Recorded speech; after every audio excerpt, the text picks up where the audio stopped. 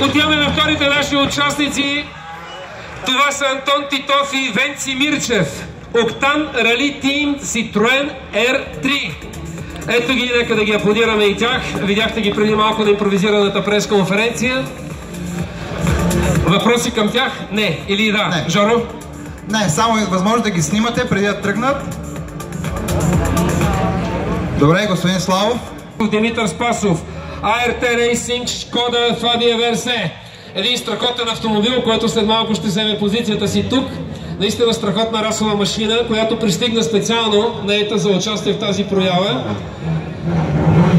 Добре изглеждаща и на външен вид, и под капака. Страхотна машина с сериозна заявка.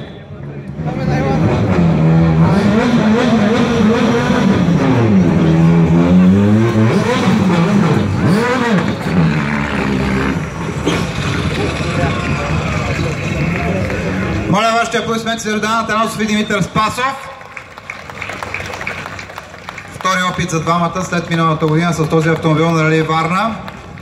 С номер 3 днес. Утре ще имате възможност да ги гледате като първи автомобил по трасето. Така че заемете местата си на отсечките много рано, за да не ги пропуснете, защото те минават доста бързо.